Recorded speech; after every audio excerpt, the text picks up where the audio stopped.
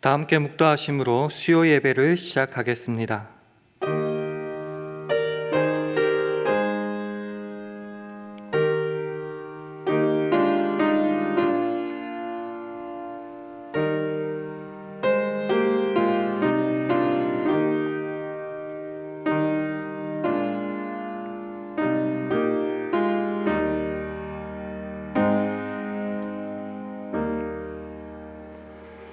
우리가 하나님과 함께 일하는 자로서 너희를 권하노니 하나님의 은혜를 헛되이 받지 말라. 가라사대 내가 은혜 베풀 때에 너를 듣고 구원의 날에 너를 도왔다 하셨으니 보라 지금은 은혜 받을 만한 때요 보라 지금은 구원의 날이로다. 아멘. 하나님 아버지, 오늘을 살아가는 우리의 삶이 육신의 소욕을 향한 것이 아니라 우리 안에 가득한 하나님의 은혜로 살아가는 삶이기를 간절히 원합니다. 안개와 같이 금방 사라질 세상 것에 우리의 모든 것을 쏟지 않게 하시고 우리에게 은혜를 베푸시고 도우시는 주님 앞에 지금 회개하며 지금 순종하며 지금 주님의 은혜로 채워서 하나님이 원하시는 삶을 나의 삶의 자리에서 살아내는 우리 모두 되게 하여 주옵소서. 이를 위해 우리의 묵은 땅을 갈아엎을 수 있는 믿음과 용기 주실 줄 믿고 감사드리오며 예수님 이름으로 기도합니다. 아멘. 다 함께 찬송가 102장, 새 찬송가로는 94장, 찬송가 102장 하시겠습니다.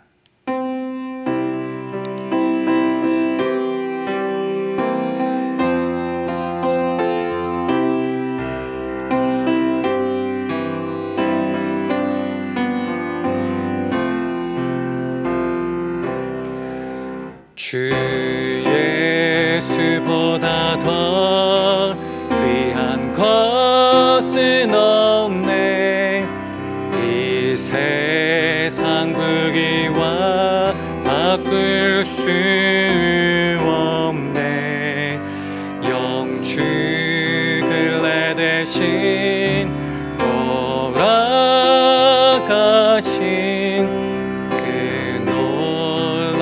사랑 잊지 못해. 세상 즐거움 다 버리고 세상 자랑 다 버렸네. 주 예수보다 더 귀한 것은 없네. 예수밖에는 없네. 주 예수보다 더 귀한 것은 없네. 이 세상 명예와 바꿀 수 이전에 즐기던 세상 일도 주 사랑하는 마음 내지 못해. 세상 즐거움 다 버리고 세상 자랑 다 버렸네. 주 예수보다 더 귀한 것은 없네. 예수밖에는 없네. 주 예수보다 더 귀한 것은 없네. 이 세상 행복과 바꿀 수 없네. 유혹과 핍박이 몰려와도 주 섬기는 내 맘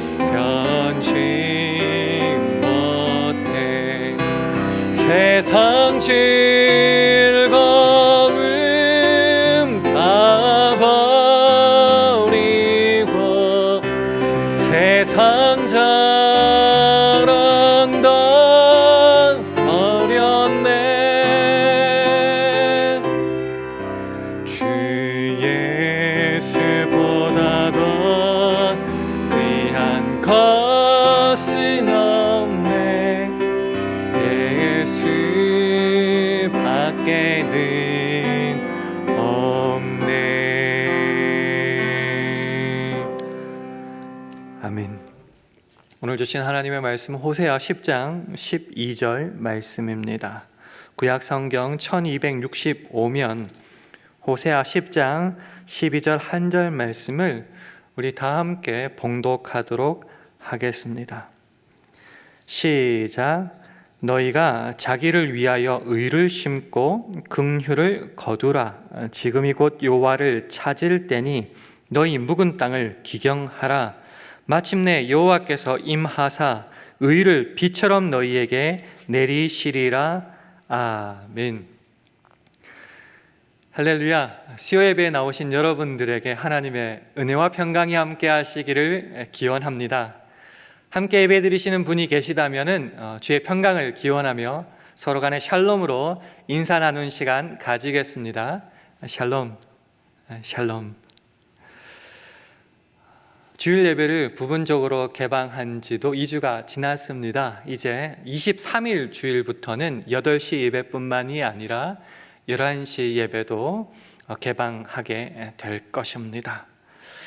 이제 또 언젠가인지는 모르겠지만 전면 개방으로 이제 곧 나가게 되지 않을까 조심스럽게 예측도 해봅니다. 교회뿐만이 아니라 우리 주위 토렌스 지역에 보아도 식당이나 쇼핑몰에도 사람들이 이제 점점점 많아지고 있습니다. 일상적인 생활이 언제쯤 가능해질까라고 고민하고 근심하던 때도 있었는데 이제 그런 일상의 모습들이 눈앞으로 손에 잡을 만큼 가까이 다가온 것 같습니다. 신앙인으로서 이 시간이 되어 갈 때에 우리는 우리의 마음밭, 우리의 신앙의 모습을 점검할 필요가 항상 요청되는 것 같습니다. 세상이, 경제가, 직장이, 회사가 그것도 좋지만은 하나님 앞에 내 신앙의 모습을 점검하는 것 무엇보다 중요하지 않겠습니까? 여러분은 팬데믹 이전에 그 열심 있었던 그 신앙의 모습으로 돌아갈 신앙의 준비, 건강의 준비, 마음의 준비가 되셨습니까? 오늘 본문에서 호세아 선지자는 이스라엘 백성들을 향하여 묵은 땅을 기경하라라고 말씀하고 있습니다. 이 묵은 땅이라고 하는 것은 오랫동안 방치된 땅이죠. 그래서 가시덤불과 엉겅퀴 가시들이 많고 돌도 여러 가지로 박혀 있어서 굳어서 열매 맺기엔 참으로 안 좋은 땅, 그것이 바로 묵은 땅입니다. 묵은 땅을 기경하라고 말씀하신 것 보니 이미 이스라엘은 묵은 땅이 되었다는 말씀이겠지요. 이스라엘은 왜 그러면은 묵은 땅이 되었을까? 오늘 본문이 위치한 호세아 10장 1절은 이렇게 말하고 있습니다. 이스라엘은 열매 맺는 무성한 나무, 표도나무라. 그 열매가 많을수록 재단을 많게 하며 그 땅이 아름다울수록 주상을 아름답게 하도다. 호세아 선지자가 활동하던 그 시기는 북이스라엘 멸망 그 언저리쯤 됩니다.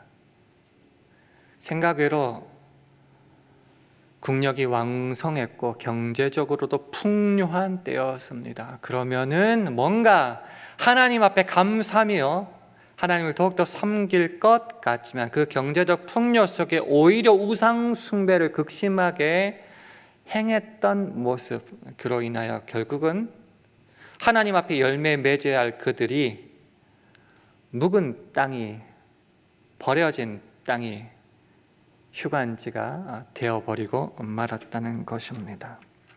하나님이 포도원 지기가 되셔서 때때로 물을 주며 밤낮으로 간수하시며 아무도 상하지 않도록 그렇게 보호해 주셨으면 감사함으로 열매를 맺어 좋은 땅이 되어야 될 텐데 오히려 그들은 묵은 땅이 되어버려서 하나님을 향하여 열매 맺어야 할 그 땅을 놀리고 있었다는 것입니다. 그 묵은 땅이 될 때 어떤 모습일까요? 오늘 읽지는 않았지만 본문 다음에 13절은 이렇게 말하고 있습니다. 너희는 악을 밭가라 죄를 거두고 거짓 열매를 먹었나니 이는 네가 네 길과 네 용사의 많음을 의뢰하였음이라. 악으로 밭을 갈았습니다. 그러니 죄를 거두고 거짓 열매를 맺을 수밖에 없었죠. 그 가나안 땅에 바알을 비롯한 많은 우상들을 섬기게 되었습니다. 그렇게 악을 밭가니 열매가 좋을 수가 있나요? 죄를 거두고 여러 가지 거짓 열매를 맺을 수밖에 없습니다. 왜요? 자신의 길을 따랐거든요. 송아지 우상을 베델에 세워놓고 그것을 섬길 뿐만이 아니라 자신의 군사력, 아수르와 애굽의 군대를 믿고 나가니 하나님은 뒷전일 수밖에 없으니 하나님을 향한 그 좋은 밭이 되어야 될 이스라엘이 묵은 땅이 되어버리고 말았습니다. 이때 우리가 분명히 깨달아야 될 것이 있는데, 이 묵은 땅이라고 하는 것은 환경의 좋고 나쁨에 전혀 상관이 없다라는 것이죠. 출애굽하여서 광야길을 걷을 때 분명히 악조건이었습니다. 그때도 하나님을 제대로 섬기지 않고 우상을 섬겼던 이스라엘들, 지금은 경제적으로도 괜찮고 국력도 괜찮은데 그럼에도 불구하고 우상 숭배로 나았다는 것이죠. 환경이 어렵고 상황이 곤란할 때도 하나님을 섬기지 않은 것, 그 환경이 좋아졌고 먹고 살만할 때도 하나님을 섬기지 않는 것, 문제는 환경이 아닙니다. 사람이 문제예요. 그 마음가짐이 문제라는 것입니다. 지금 저와 여러분의 마음밭은 신앙의 모습은 어떠합니까? 팬데믹을 되돌아보면 두 가지로 나눠볼 수가 있겠죠. 가정 형편이나 회사나 사업이 점점 더 어려워지는 경우가 첫 번째일 겁니다. 그러다 보니 먹고 사는데 바빠서 예배나 기도의 자리, 말씀의 자리 뒷전일 수 있었을 겁니다. 일용할 양식이 중요했고요. 거기에 집중하다 보니 시간 없고 경제적으로 어렵다, 건강이 좋지 않다는 핑계로 우리가 마땅히 주님 앞에서 맺어야 될 열매들을 못 맺을 경우도 있었을 겁니다. 그게 반대의 경우도 생각해 볼까요? 어려울 때 더 잘 되는 사람도 분명히 있을 겁니다. 가게가 더 잘 되고 이익이 더 많이 발생하니 또 바빠지게 되죠. 그러니 예배 자리도 형식적이 되거나 등한시되는 경우도 또 생기더라. 나쁘게 보면 환경이 좋아지거나 나빠지거나 하나님께 제대로 서지 못하는 것은 똑같다 하는 거죠. 그래서 환경 탓을 하지 말자는 말입니다. 환경 탓하면은 예수님 당시 그리고 그 이후에 로마의 핍박을 받았을 때 신앙생활하기 제일 힘들지 않았겠습니까?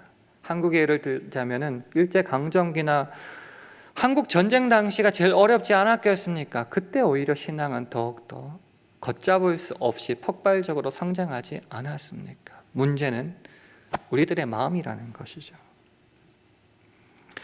제일 문제가 되는 것은 내가 이미 묵은 땅이 되었거나 우리가 묵은 땅이 되어가고 있음에도 불구하고 우리가 그것을 깨닫지조차 못하는 그 현실이 가장 문제가 아닐까 생각해 봅니다. 사실 우리가 처음부터 묵은 밭은 아니었을 것입니다. 성도님들과 가끔씩 대화하다 보면은 그런 말씀을 하시더라고요. 내가 젊었을 때는, 예전에 열심히 있었을 때는 우리 교회 나 없었으면 안 되었다는 말씀들을 참 많이 하십니다. 말씀을 읽는데 애썼고 예배의 자리 꼭 지켰고 봉사의 자리 뒤처지지 않았습니다. 전도에 열심이었습니다. 나를 신앙의 멘토로 삼고 싶어하는 사람들이 줄지었다고 말씀을 참 많이 하십니다. 근데 그런 말씀이 심해지면 심해질수록 저를 씁쓸하게 하는 것은 그때는 그랬는데 지금은 그렇지 못하다는 현실을 오히려 변명하는 듯이 제게는 들리기 때문입니다. 정말 열심이었고 정말 주님 앞에 귀한 열매를 맺는 좋은 땅이었지만은 에베소서의 말씀대로 세월을 아끼지 못했고 때가 악한데 거기에 물들어 버렸고 세상에 내 몸과 정신을 맡겨 버렸을 때에 우리는 알게 모르게 조금씩 묵은 땅이 되어 갔다는 말입니다. 묵은 땅이 되어가고 굳은 땅이 되어가고 가시덤불과 엉겅퀴와 가시가 점점점 자리 잡게 되었을 때에 말씀이 뿌리 박지 못하게 되지요. 환난이나 핍박에 넘어지게 되고 그것이 자꾸 반복됩니다. 세상에 여러 가지 염려와 재리의 유혹과 기타 유혹들에 휩쓸리다 보면은 조금씩 알게 모르게 묵은 땅이 되어버리고 주님을 향하여 열매 맺을 땅을 놀리고 있고 방치해버리고 있었다는 결과가 어느새 눈 떠보고 정신 차려보니 우리 앞에 현실이더라 말입니다. 묵은 땅인지 아닌지 어떻게 알 수 있나요? 열매를 보면 알지요. 좋은 나무는 좋은 열매를 맺습니다. 열매를 보면 그 나무를 알 수 있듯이 우리 속에 맺히고 열매 맺는 것이 무엇인지 좋은지 나쁜지에 따라서 우리가 묵은 땅인지 열매가 없거나 있더라도 조금밖에 없거나 나쁜 것을 보면은 알 수 있습니다. 모른다고요? 핑계일 수 있습니다. 변명일 수 있습니다. 그 굳은 땅에 묵어서 가시덤불이 있고 엉겅퀴가 있는 그 땅에 제대로 된 열매가 맺히겠습니까? 그래서 히브리서 6장 7절과 8절은 이렇게 말하더군요. 우리 함께 읽어보도록 하겠습니다. 시작. 땅이 그 위에 자주 내리는 비를 흡수하여 밭 가는 자들의 쓰기에 합당한 채소를 내면 하나님께 복을 받고 만일 가시와 엉겅퀴를 내면 버림을 당하고 저주함에 가까워 그 마지막은 불사람이 되리라. 우리 밭은 우리 땅은 잘 깊게 갈아엎어서 기경이 잘 되어서 좋은 채소 하나님이 기뻐하시는 열매를 맺고 있는 땅입니까? 아니면은 가시와 엉겅퀴만 내고 있습니까? 우리가 우리의 밭의 모습, 우리의 땅의 모습을 아는데도 불구하고 귀찮아서 게을러서 때로는 변명하다가 시간을 다 보내어서 계속 묵은 땅으로 놔둔다면은 그냥 묵은 땅만 되는 것이 아니죠. 버림을 당하고 저주함에 가까워 그 마지막은 어떻게 된다고요? 불사름이 되리라. 묵은 땅을 기경하는 그 하나님의 명령을 제대로 순종치 않았을 때 북이스라엘은 아수리에 망하게 되는 것입니다. 그러니 우리는 우리 밭의 상태를 체크해야겠죠. 열매를 제대로 내지 못한 묵은 땅이 되었을 때는 일어나 기경을 해야 됩니다. 깊게 파서 갈아엎어야 되고 가시덤불을 제거하고 가시 엉겅퀴를 제거하고 돌을 파내야 되는 것입니다. 그래서 말씀이 뿌리 깊게 박혀 싹을 내고 30배, 60배, 100배 열매를 맺을 수 있도록 우리 밭을 바꾸어 나가야 하는 것입니다. 그래서 예레미야 4장 3절에도 비슷한 말씀을 하십니다. 너희 묵은 땅을 갈고 가시덤불 속에 파종하지 말라라고 분명히 말씀하십니다. 방향은 알 것 같아요. 이제 묵은 땅을 기경해야 됩니다. 우리를 확인해야 됩니다. 그러면은 그 방법이 뭘까? 오늘 본문 말씀을 중심으로 한번 살펴보겠습니다. 화면으로 오늘 본문 12절 말씀을 보실 텐데요. 빨간 글씨만 제가 한번 읽어보겠습니다. 너희가 자기를 위하여 의를 심고 긍휼을 거두라 이렇게 말씀하십니다. 자, 의는 하나님의 성품이죠. 하나님의 의, 공의를 말하는 겁니다. 그러나 그것을 우리가 심는다고 말하고 있습니다.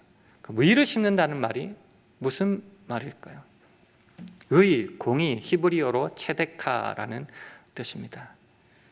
우리가 심어야 될 의는 무엇인가? 가장 단순하게 말하면 하나님의 명령을 따라 율법을 준수하는 것입니다.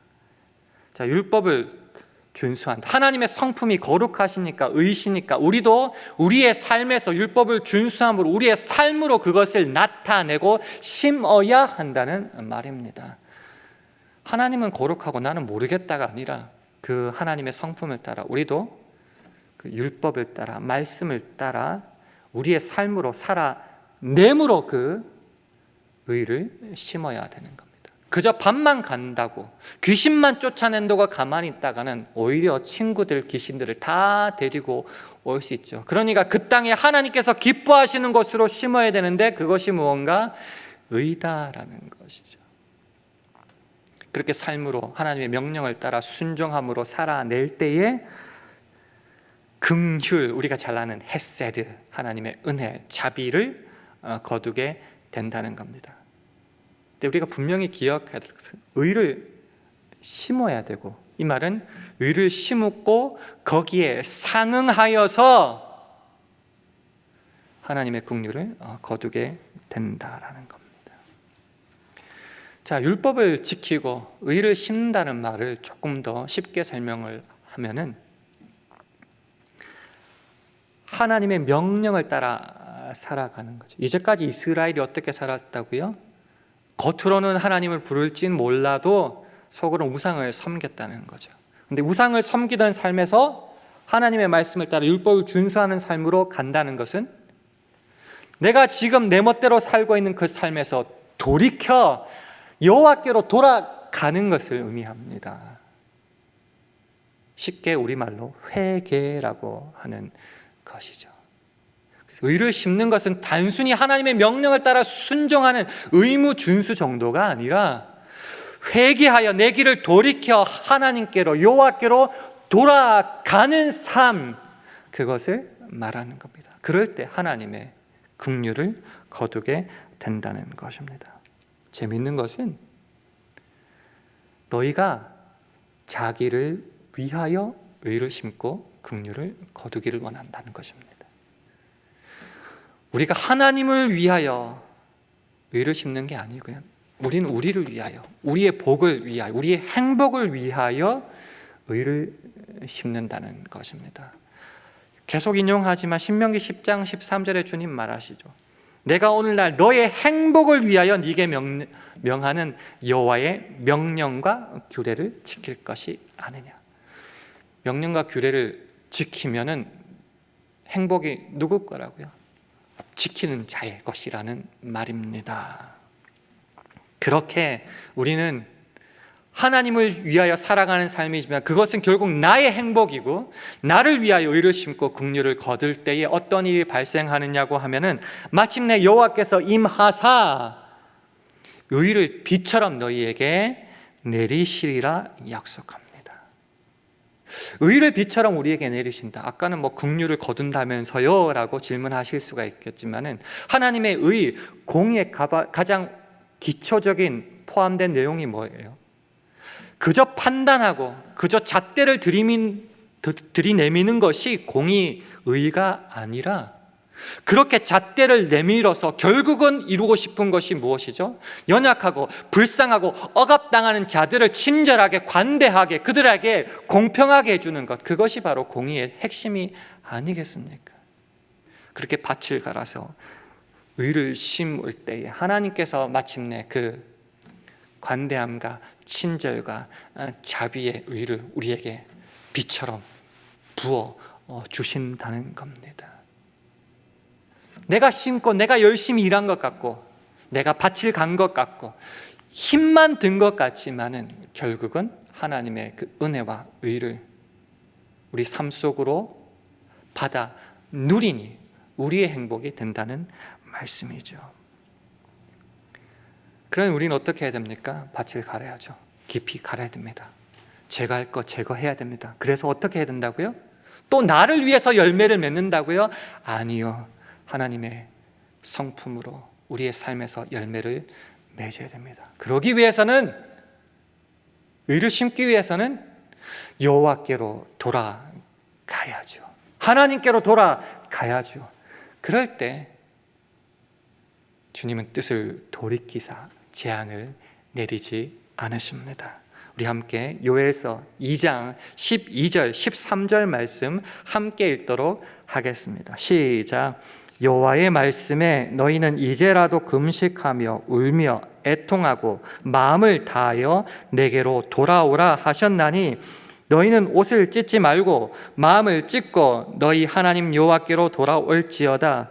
그는 은혜로우시며 자비로우시며 노하기를 더디하시며 인애가 크시사 뜻을 돌이켜 재앙을 내리지 아니하시나니. 그저 형식상이 아니라 마음을 찢고 여호와께로 돌아가야 됩니다. 그럴 때 그 은혜의 하나님, 긍휼의 하나님께서 뜻을 돌이키시사 재앙을 내리지 않게 되는 겁니다.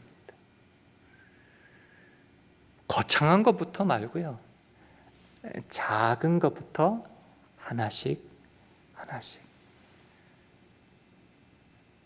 다시 말씀의 자리로 한번, 기도의 자리로, 찬양과 봉사의 자리로 이제 나아가야 되는 겁니다. 처음부터 깊이 팔 수 있겠습니까? 처음엔 작은 돌 하나부터, 작은 가시 덤불 하나부터 치기 시작해야지요. 가시에 찔릴 수도 있겠지만 두려워하지 마시고 하나씩 하나씩. 예배 시간도 엄수하고 옷차림도 단정히 해보고 우리의 말투와 표정도 하나씩 하나씩 기경해 가면서 말씀을 따라 그렇게 심어 나가야 한다는 것이죠. 우리가 주 안에서 자랑해야 할 것은 우리가 넘어지지 않았다가 아닙니다. 우리는 언제나 넘어질 수 있습니다. 그럼 뭘 자랑할까요? 비록 넘어졌어도 주를 의지하여 다시금 일어났고 다시금 시작하였고 다시금 기경하였고 다시금 심었다가 우리의 자랑이 되지 않겠습니까? 그러니 자랑하는 자는 주 안에서만 자랑할지니라 말씀하시는 겁니다.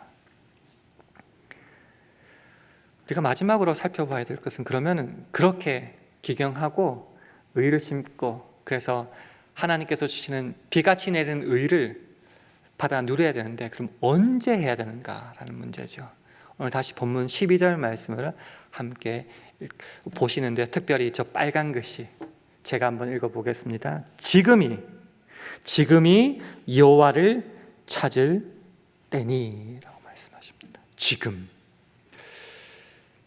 아내가 가끔씩 저에게 부탁을 하면은 습관처럼 튀어나오는 말이 있습니다. 조금만 있다가, 내일 할게, 나중에 할게.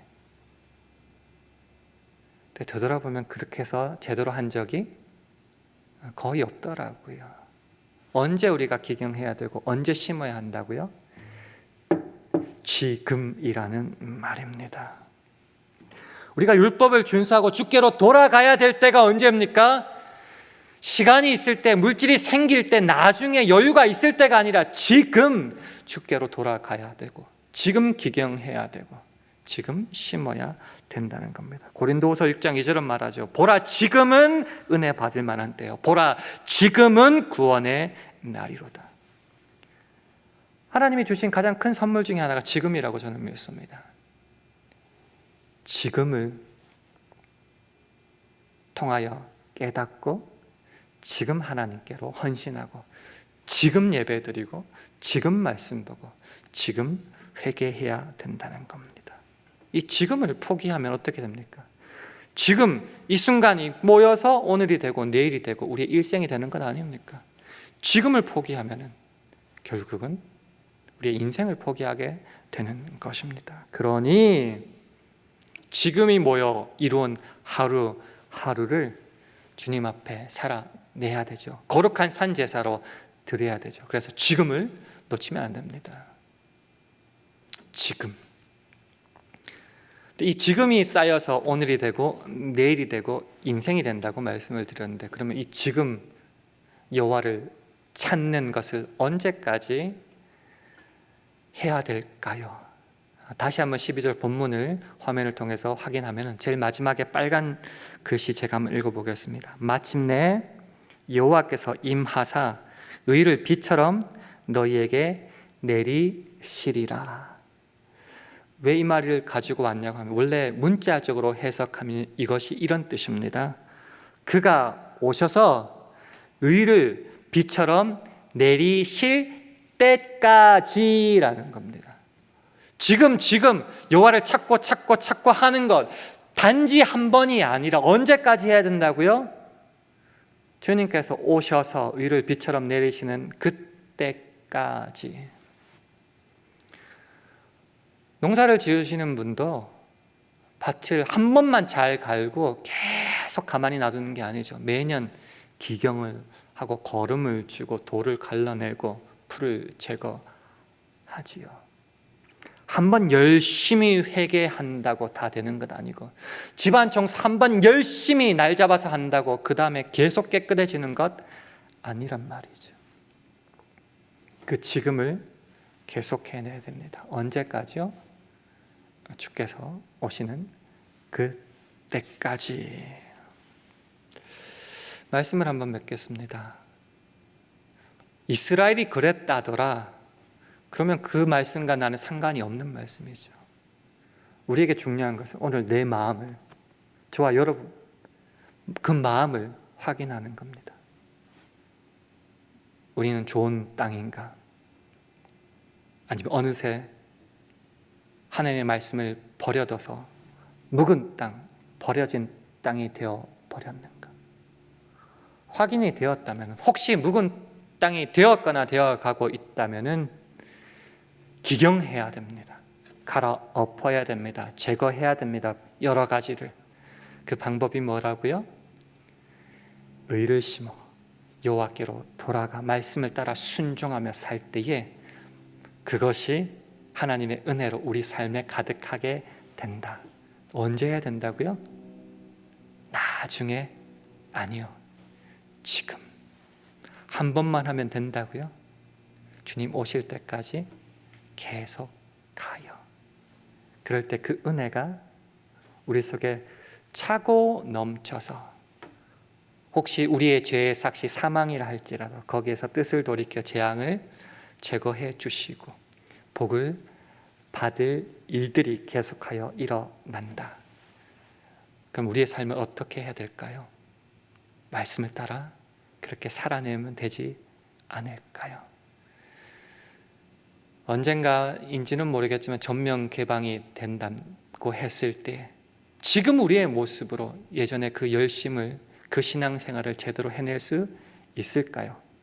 주저하고 있거나 아니라는 답이 나올 때 다시금 오늘 말씀에 집중하여 이 말씀을 따라 살아 복을 누릴 수 있는 저와 여러분 되기를 주님의 이름으로 축원합니다. 기도하겠습니다. 하나님 아버지, 팬데믹이라는 핑계만 대다가 하나님의 귀한 열매를 맺기는커녕 언제인지 모르게 우리가 묵은 땅이 되어버렸습니다. 이러한 우리의 마음, 우리의 삶을 확인한다면은 지금이라는 시간과 나를 보내신 그 자리에서 다시금 주의 말씀에 순종하며 여호와께 돌아감으로 주의 의를 심어 하나님의 긍휼을 얻는 우리 모두 되게 축복하여 주시옵소서. 예수님 이름으로 기도합니다. 아멘. 교회 소식 한 가지 전해드리겠습니다.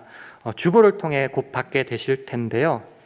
이번 주일 말고 5월 23일 주일부터 주일 예배를 8시뿐 아니라 11시 예배로 두 예배를 오픈하게 됩니다.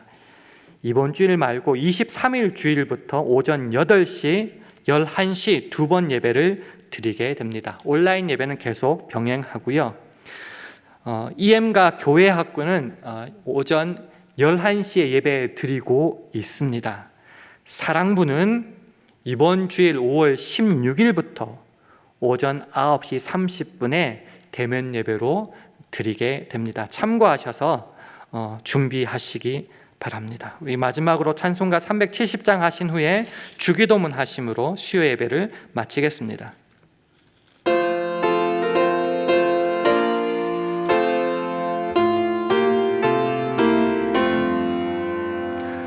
어두운 밤 시대리니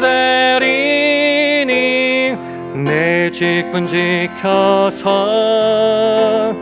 찬 이슬 맺힐 때에 즉시 일어나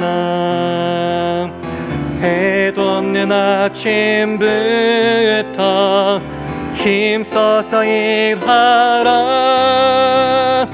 일할 수 없는 밤이 속히 오리라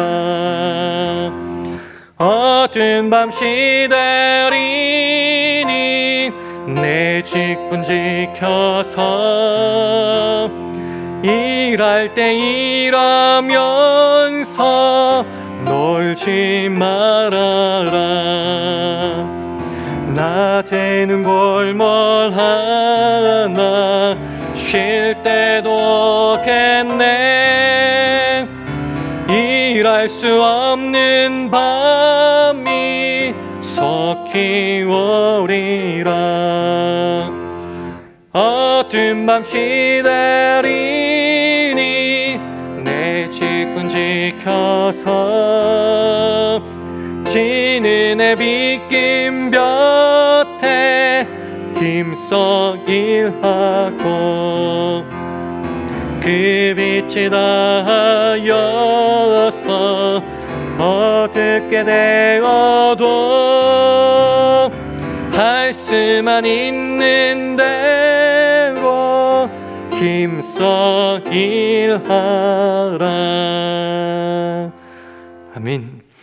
하늘에 계신 우리 아버지여 이름이 거룩히 여김을 받으시오며 나라 임하옵시며 뜻이 하늘에서 이룬 것 같이 땅에서도 이루어지이다.